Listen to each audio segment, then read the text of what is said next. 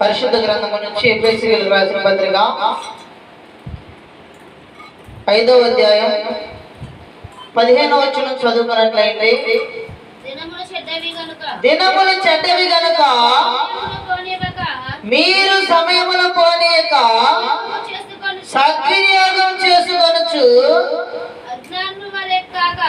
అజ్ఞానుల వలె కాక జ్ఞానుల వలె నడుచుకున్నట్లు జాగ్రత్తగా చూచుకొనుడి.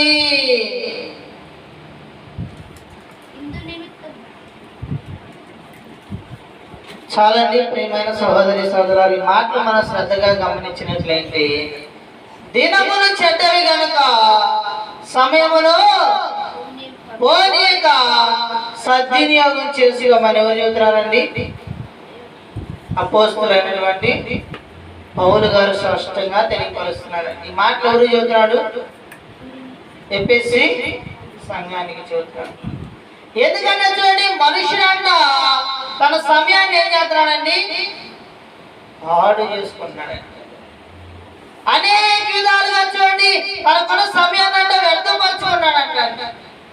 అనేకమైన మార్గాల్లో చూడండి, తనకున్న సమయాన్ని అంట ఏం చేసుకున్నాడంట అండి?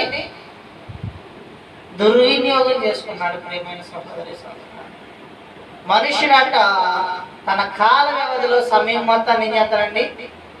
వ్యర్థపరుచుకుంటాడు.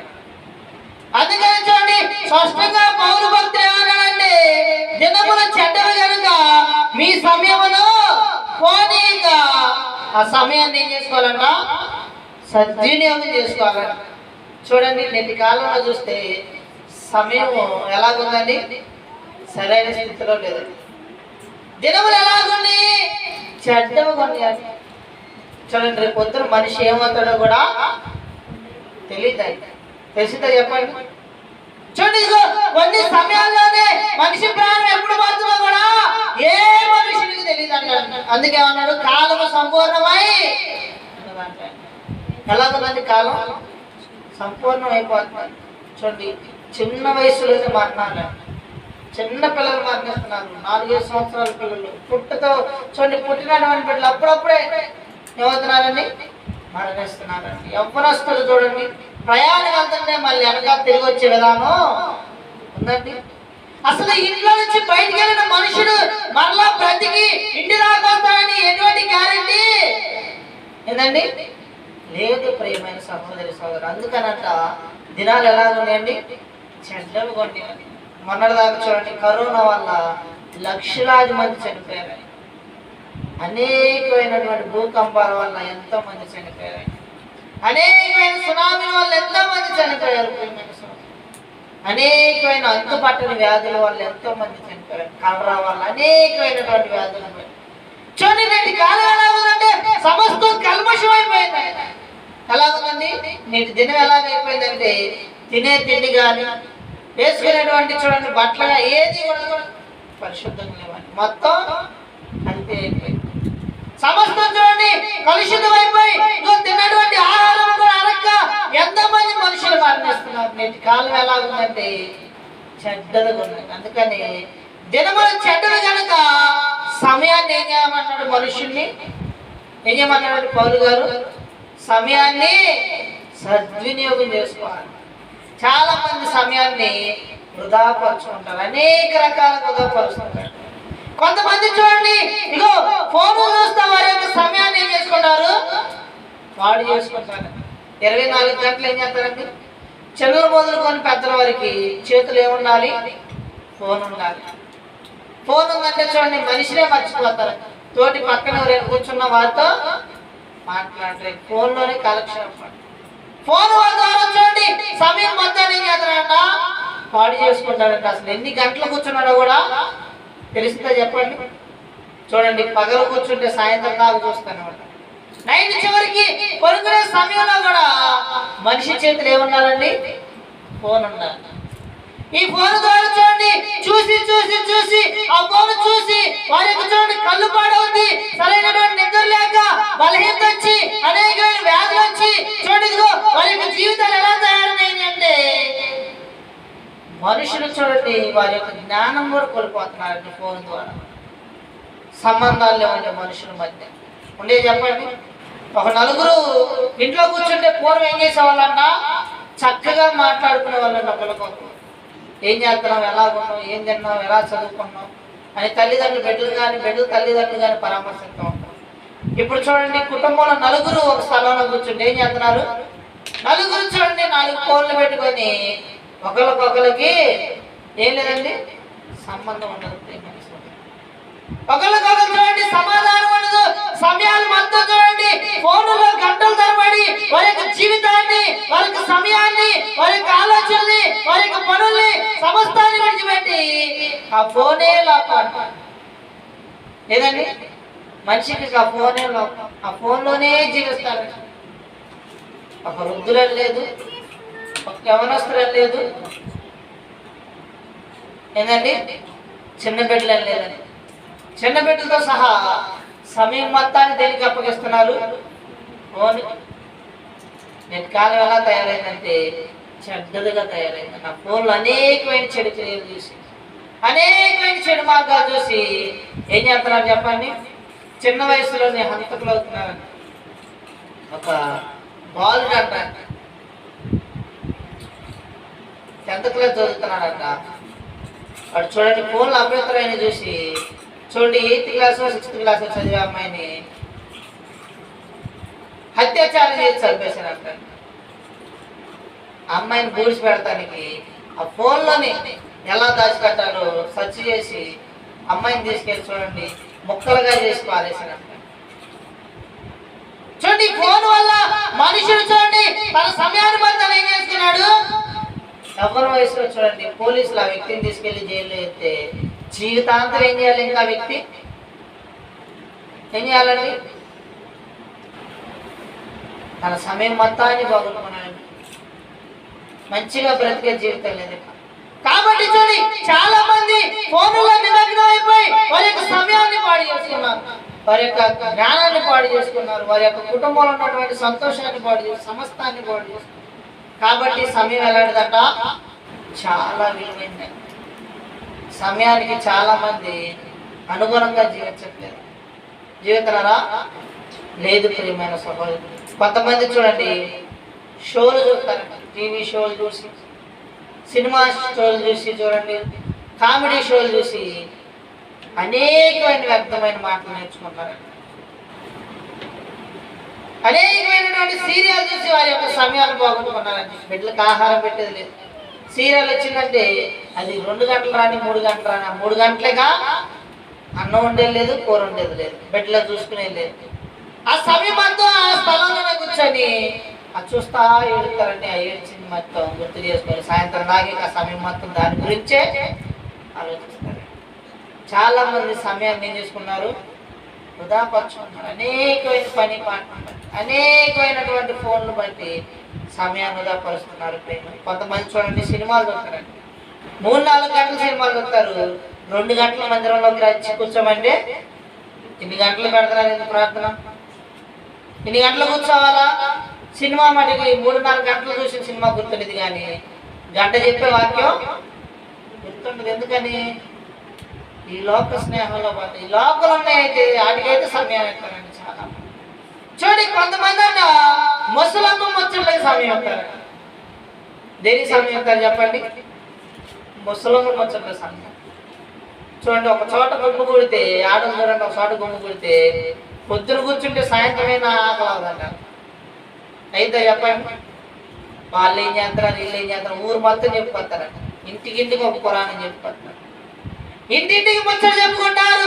ఆ చెప్పినటువంటి సమయం మొత్తాన్ని ఏం చేస్తున్నావు? ఏం చేసుకున్నావండి?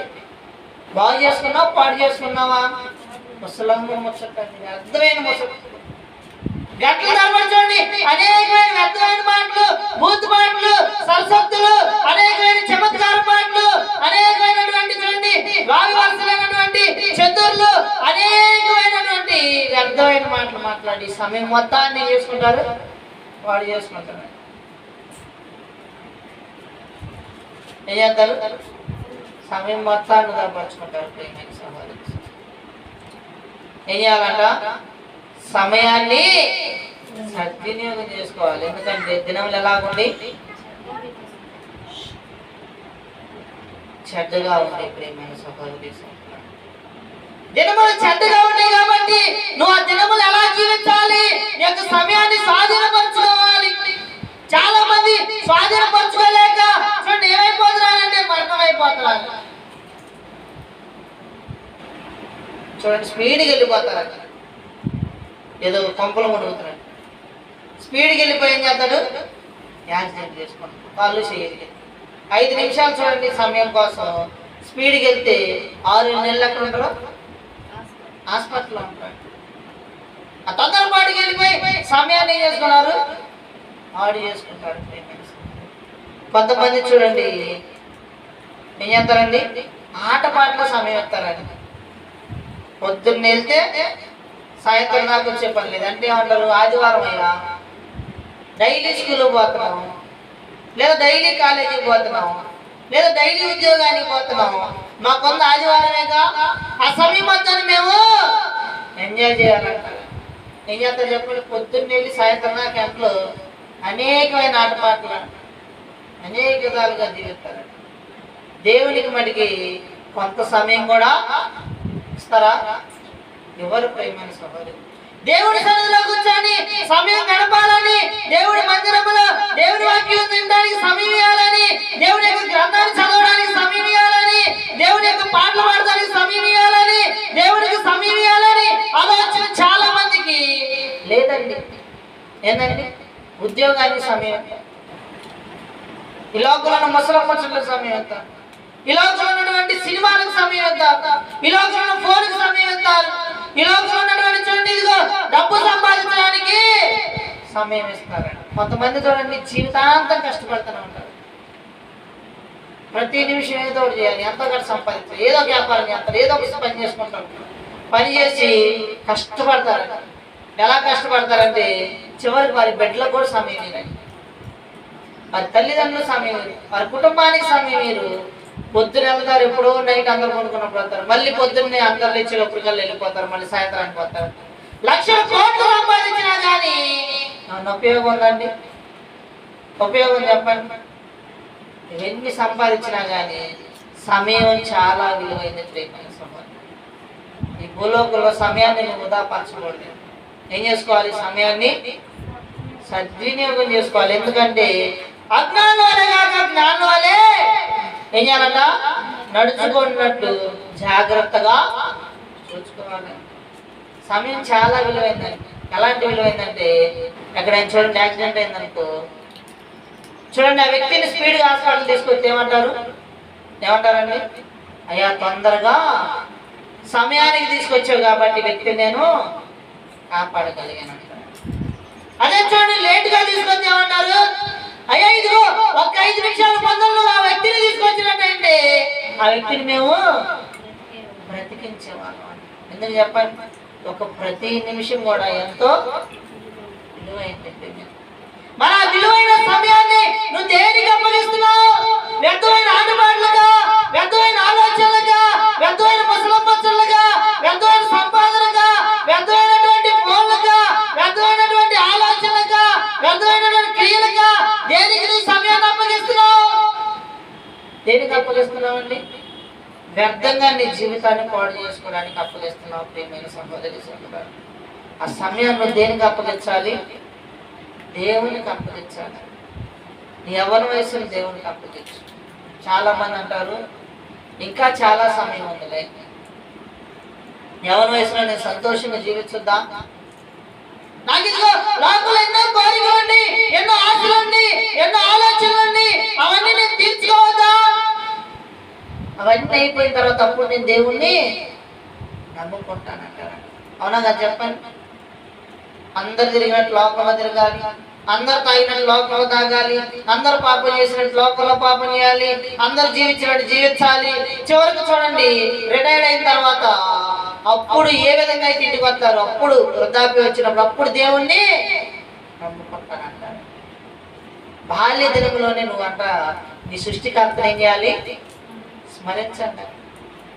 బాల్య వయసు నుంచే నువ్వు దేవుడిని అంగీకరించాలి, దేవుడి సన్నిధిలో ఎదగాలి.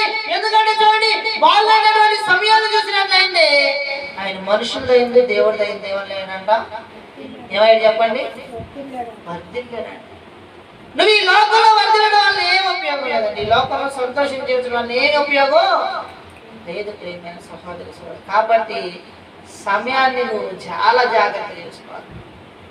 నేనండి కొంతమంది లక్షలు సంపాదించే వాళ్ళ సమయానికి కొంత ప్లానింగ్ ఉండిద్దండి. ఈ సమయంలో ఇది ఈ స్థలం ఉండాలి, ఈ సమయంలో వ్యక్తితో మాట్లాడాలి, ఈ సమయంలో ఇది పని చేయాలి, ఈ సమయంలో నిద్రపోవాలి, ఈ సమయంలో లెగవాలి అని ఆలోచన ఉండిద్దండి. మనకైతే సోమవారం అండి 10 దాకా 12 దాకా లేక 1 దాకా కూడా లేకరండి. కొంతమంది మధ్యాహ్నం పూట 1 గంటల, కొంతమంది చూడండి ఎక్కువ జాగ్రత్త కలుగుతారు 3కి లేచి చూడండి వారి ఇంట్లో పని చేసుకుంటా ఉంటారు. కొంతమంది సోమవారులు అయితే 10 అయినా లేకరు. సమయం మొత్తాన్ని ఏం చేసుకున్నారు, నిద్రకు అప్పగిస్తున్నారు. కొంతమంది చూడండి పనులు చేయాలన్నా చేయలేరు, ఏం చేసుకుంటారు, వారి యొక్క సమయాన్ని పాడు చేసుకుంటా ఉంటారు. సమయం ఎంతో విలువైంది. ఈ సమయాన్ని ఏం చేయాలి, సద్వినియోగం చేసుకోవాలి. చూడండి కొంతమంది కష్టపడతారు, బాల్య వయసు నుంచే కష్టపడతారు. ఎందుకు చెప్పండి, మంచిగా చదువుకుంటే మంచి ఉద్యోగం వచ్చింది. కొంతమంది చూడండి ఐఏఎస్లు ఐపీఎస్లు ఎన్ని గంటలు చదువుతారండి, ఎన్ని గంటలు చదువుతారు, రోజు మొత్తం మీద 6 గంటలు 4 గంటలు నిద్రపోతారంట. ఎన్ని గంటలండి, 24 గంటల్లో చూడండి 2 గంటల్లో 3 గంటలు నిద్రపోతారంట. చూడండి 20 గంటల పాటు ఏం చేస్తారు, చదువుతానే ఉంటారండి. వాళ్ళ యొక్క సాక్ష్యాలు చూడండి. ఐదుగో ఈ ఉన్నతమైన స్థితికి నువ్వు ఎలాగొచ్చావు అంటే ఏం చెబుతారు, నా సమయం మొత్తం నేను చదువుకు అప్పగించాను. రోజు మొత్తం మీద 24 గంటలు ఉంటే 4 గంటలు నిద్రపోయావు, 20 గంటలు చదివేవాళ్ళు. ఏం చెప్పండి, మనమైతే ఏం చేస్తామంటే సోమవారంలో పనుకున్నాం కాబట్టి మనం ఏపీఎస్ ఐఏఎస్లో ఉంటాం. నువ్వు కష్టపడి చూడండి చదివితే ఏమవుతావు, మంచి ఉన్నతమైన స్థితికి వస్తావండి. సమయాన్ని చదువుకు అప్పగిస్తే అది నేను ఒక విలువైన విధంగా ఉంచుతుంది. అలాగే చూడండి ఈ సమయాన్ని దేవుడికి అప్పగిస్తే అంట దేవుడు నీకు ఒక ఉన్నతమైన స్థితిని ఇస్తాడంట. ఏమిస్తాడు చెప్పండి, అబ్రహాం అంట పిలవగానే దేవుళ్ళలోకి వచ్చాడు. 5 సంవత్సరాలు విడిచిపెట్టి నన్ను వెంబడించు అనగానే ఏం చేశాడు చెప్పండి, దేవుడు ఆడికి వెళ్ళమంటే ఆడికి వెళ్ళలే. మోషే 40 ఏళ్ల పాటు ఏం చేశాడంట, అరణ్యంలో నడిచాడు. ఆ 40 సంవత్సరాలు సంపాదించుకుంటే ఎంతో ఆస్తి వచ్చేదండి. ఐగుప్తు దేశానికి రాజుగా ఉండేవాడు, ఎవరికి భయపడేవాడు కాదు, ఉన్నతమైన స్థితిలో ఉండేవాడండి. ఈ లోకం భాగం ఏమనుకున్నాడండి, ఈ లోకం వ్యర్థం అనుకున్నాడు. ఏమనుకున్నాడంట, ఈ లోక భాగం వ్యర్థం అనుకొని ఐగుప్తు రాజ్యాన్ని విడిచిపెట్టి క్రీస్తుని వెంబడించాడు, దేవుణ్ణి వెంబడించాడు. మనం అలా వెంబడిస్తున్నామా? దేవుని బిడ్డలు ఉన్న ప్రియమైన సహోదరి సోదరులారా, సమయాన్ని ఏం చేసుకున్నాం, పాడు చేసుకున్నాం. ప్రియమైన సోదరు, ఫోన్లకి సమయాన్ని ఇస్తున్నాం, కుటుంబంలో పనులకు సమయాన్ని ఇస్తున్నాం, ఉద్యోగాలకు సమయాన్ని ఇస్తున్నాం, లోకంలో ముసలమ్మచ్చలకు సమయం ఇస్తున్నాం. కానీ దేవునికి మనం సమయాన్ని అప్పగిస్తున్నామా? దేవుని సన్నిధికి వస్తామండి, ఆదివారం కూడా ఏదో పని చేసుకోవాలి. ఏంటండి, ఆదివారం కూడా ఏదో ఒక ఉద్యోగం చేసుకోవాలి, అంతగట్టు సంపాదించాలి. ఈ సమయాన్ని మొత్తాన్ని ఏం చేస్తాం చూడండి. కొంతమంది మందిరాలకు వచ్చి కూడా మందిరంలో కూర్చొని కూడా ఏం చేస్తారు, చాటింగ్ చేస్తూ ఉంటారు. దేవుడు వాక్యాన్ని వింటారు, వాళ్ళు ఏం చేస్తారు, వీళ్ళు ఏం చేస్తారో చూస్తూ ఉంటారు. ఏంటండి, సమయాన్ని ఏం చేయాలంట, దేవునికి అప్పగించాలి. ఏం చేస్తామండి, సమయాన్ని పాడు చేసుకున్నప్పుడు ఏమైనా కొంతమంది ఎవరొస్తున్నారు అలాగే పాడు చేసుకున్నారు. నేను ఇంకా లోకంలో జీవించాలయ్యా, వృద్ధాప్య వయసులో దేవుని నమ్ముకుంటాను, ఇంకా ఇంటర్వ్యూ జరుగుతుంది, మంచి ఉద్యోగం వచ్చి వివాహం చేసుకున్నప్పుడు పిల్లలు పుట్టినప్పుడు అప్పుడు దేవుని నమ్ముకుంటా, ఇంకా నేను చిన్నపిల్లవాడిని నా కోరికలు లేవా అనేటువంటి ఆలోచన చాలా మందిలో ఉంటాయి. అవన్నీ వ్యర్థమైంది. బాల్య వయసు నుంచి దేవుళ్ళో జీవించామనుకో, యేసేపునంట దేవుడు ఒక దేశానికి రాజుగా ఉంచాడు. ఎందుకు, ఆయన బాల్య వయసు నుంచి ఏం చేశాడంట, దేవుళ్ళో నడిచాడు. వాళ్ళ నడుతున్నావా, నీ సమయాన్ని ఏం చేస్తున్నావు, నీ సమయాన్ని టైం టేబుల్ పెట్టుకుంటారా చదువుకునే వాళ్ళు, ఈ సమయానికి ఇది చేయాలి, ఈ సమయానికి ఇది చేయాలి. అలా దేవుళ్ళు ఉండాలని నువ్వు ఒక దినమైన టైం టేబుల్ పెట్టుకున్నావా? లేదండి, సమయాన్ని పాడు చేసుకోకూడదు. మీకు అర్థమైన ఆలోచన వల్ల సమయాన్ని నష్టపరచుకోకూడదు. ఒక భక్తుడంట, దేవుడు అతన్ని ఒక దేశానికి న్యాయాధిపతి ఉంచాలని ఆలోచిస్తే ఆ భక్తుడు దేశాన్ని విడిచిపెట్టి ఎవరు అనుమానపడ్డాడండి? న్యాయాధిపతులు 14వ అధ్యాయం 2వ వచనం చదువుకున్నట్లయితే, క్షమించండి 1వ వచనం నుంచి చదువుకున్నట్లయితే, సంసోను తిమ్నాతుకు వెళ్ళి తిమ్నాతులో ఫిలిష్తీయుల కుమార్తెలు ఒకటిని చూచెను. అతడు తిరిగి వచ్చి తిమ్నాతులో ఫిలిష్తీయుల కుమార్తెలు ఒకటిని చూచి తిని, మీరు ఆమె నాకు ఇచ్చి పెళ్లి చేయవాలని తన తల్లిదండ్రులు అనగా ఏం చెబుతున్నాడండి ఈయనంట చిన్న వయసు నుంచే దేవుడి చేత వ్రతం చేయబడిన వ్యక్తి అండి. బాల్య వయసు నుంచి మద్యాన్ని కాకుండా, ద్రాక్షరసం కాకుండా, ఏమీ లేకుండా దేవుడు వాగ్దానం ద్వారా పుట్టిన బిడ్డ. మరి ఎలాగుండాలండి? పరిశుద్ధంగా పవిత్రంగా జీవించాలని. అయితే చూడండి, నేను ఏం చేస్తున్నానంటే ఎవరి వయసు వచ్చేదాకా నమ్మకంగా దేవుడు ఉండి, ఎవరి వయసు రాగానే తల్లిదండ్రుల దగ్గరికి వెళ్ళి అన్నాడు, అమ్మా నేను తిమ్నాతులో ఒక స్త్రీని చూశానమ్మా. ఆమె ఎవరండి? అన్ని రాదండి. తిమ్నాత్ అంటే ఫిలిష్తీయులు ఉన్న దేశం. ఫిలిష్తీయులు అంతా ఎవరు? అన్యులు. అన్యులు అంటే ఎవరండి? దేవుణ్ణి ఎరగని మనుషులండి. వాళ్ళ దగ్గర పోయినాడు, అమ్మాయిని చూశాను, అమ్మాయిని ఇచ్చి నాకు వివాహం చేయమని తల్లిదండ్రులు శోధిస్తే తల్లిదండ్రులు తప్పక ఆమె దగ్గరికి వెళ్ళి మాట్లాడి వివాహం చేస్తే ఆమె తన్నాడండి. ఏం చేశాడు? తన జీవితం మొత్తం స్త్రీలకు అంకితం చేసి ఏమైపోయాడండి? భ్రష్టుడైపోయాడండి. సమయం మొత్తం ఎవరికి అప్పగించాడు? స్త్రీలకు అప్పగించాడు. కొంతమంది సంవత్సరాలు ప్రేమిస్తారు. సంవత్సరాలు ప్రేమించిన తర్వాత వాళ్ళు ఏం చేస్తారు? పెళ్లి చేసుకుంటారా? విడిపోతారండి. ఒకరినొకరు మోసం చేసుకుని విడిపోతారు. ఎన్నో సంవత్సరాలు గడిచిపోతాయండి. 10 సంవత్సరాలు తెలియదు, 5 సంవత్సరాలు తెలియదు. ఇవన్నీ ఏమైపోయినట్ట ఆ సంవత్సరాలు మొత్తం అమ్మాయి కోసం ఆలోచించి, అబ్బాయి కోసం ఆలోచించి ఆ సంవత్సరం మొత్తాన్ని ఏం చేసుకున్నారు? పాడు చేసుకున్నారు. ఈ సంసారం కూడా చూడండి, తన సమయం మొత్తాన్ని పాడు చేసుకొని దేవుడు చెప్పిన వాగ్దానం ప్రకారం జీవించకుండా తన సమయాన్ని లోకానికి అప్పగించి, ప్రేమకి అప్పగించి, స్త్రీకి అప్పగించి తన సమయాన్ని పాడు చేసుకొని ఏమైపోయాడండి? చూడండి 16వ అధ్యాయం అది చూడండి, న్యాయాధిపతులు 16వ అధ్యాయం 21వ వచనం చదువుకున్నట్లయితే,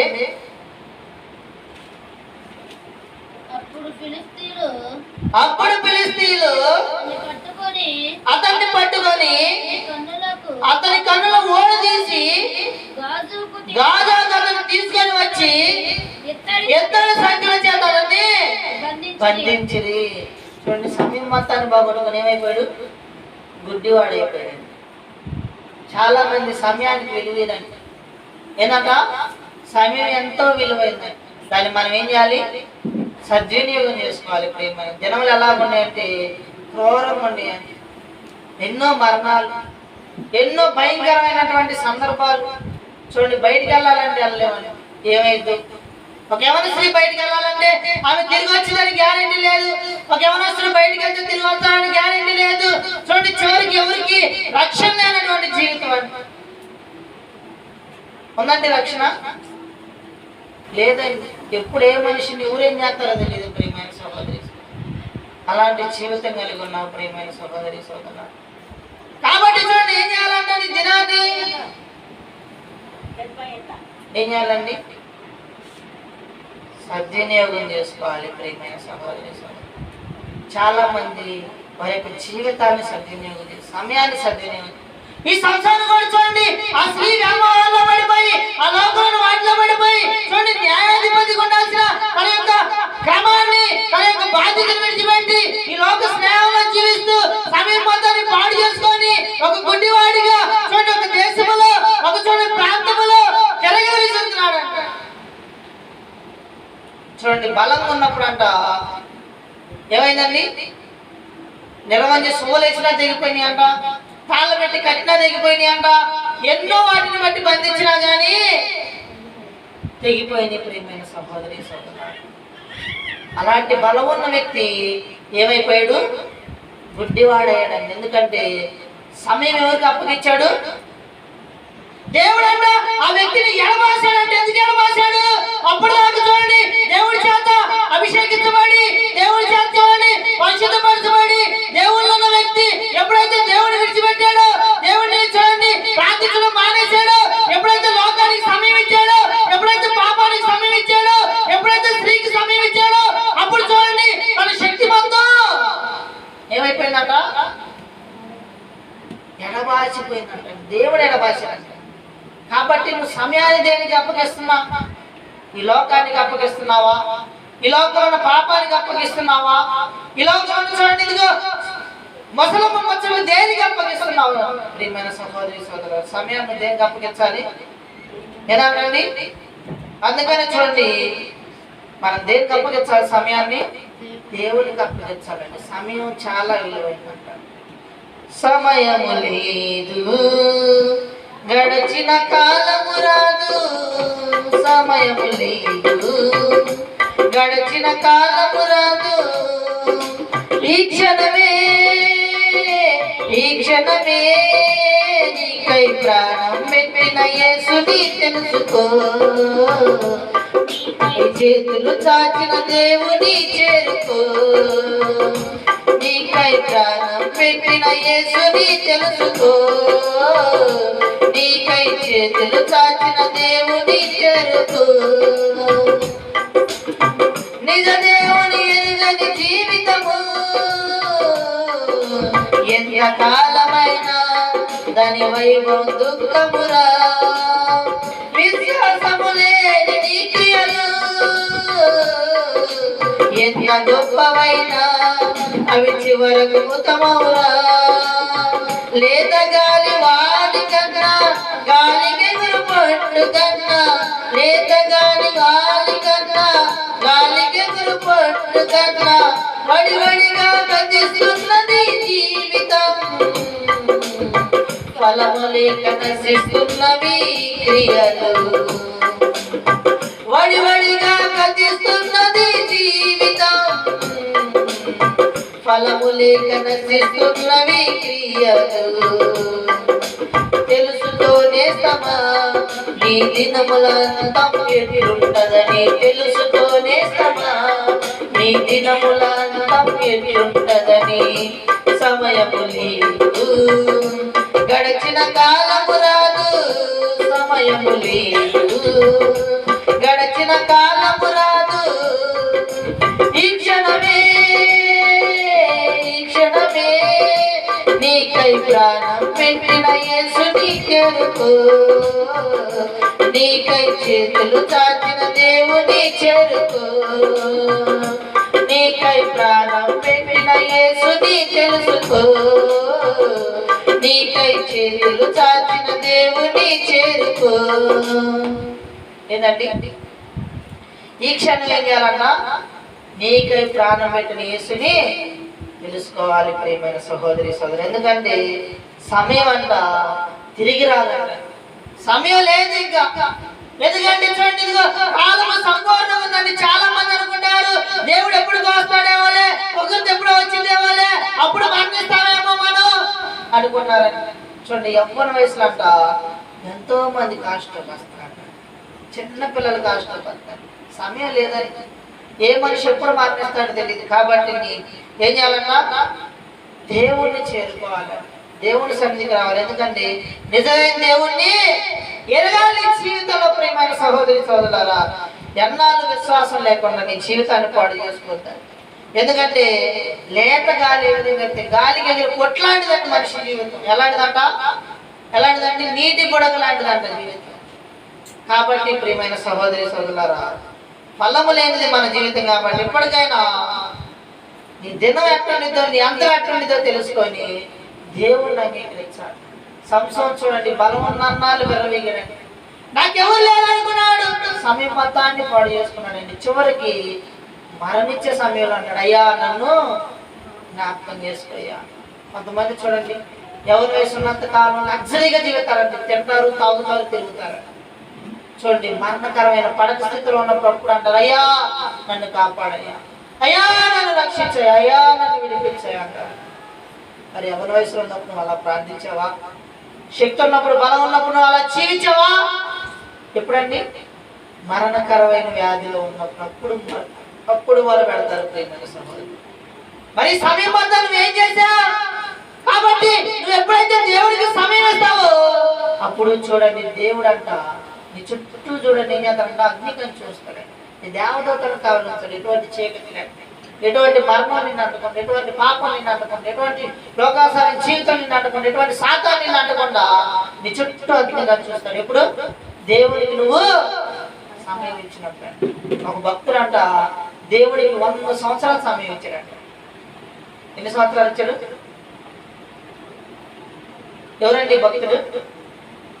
నోవాహు. నోవాహుకు దేవుడు వాగ్దానం చేశాడు, ఇదిగో ఈ దేశంలో మనుషులందరూ పాపం చేశారు కాబట్టి మనుషులందరూ నేను నిర్మూలన చేస్తున్నాను, కాబట్టి నువ్వు నీ కోసం ఒక వాడ కట్టంటే పిచ్చి వాళ్ళలాగా ఏం చేశాడండి? 100 సంవత్సరాలు వాడ కట్టాడు. ఈ 100 సంవత్సరాల సువార్త చెప్పి ఎవరు నమ్మలేదు. ఏం చేశాడండి? నోవాహు భార్య తనకు పుట్టినటువంటి 3 కుమారులు 3 కోడలు కలిసి 8 మంది కలిసి 100 సంవత్సరాల పాటు వాడను కట్టారు ప్రియమైన సహోదరి. మరి 100 సంవత్సరాలు ఏం చేశారు? దేవుని కోసం ప్రయాసపడ్డారు.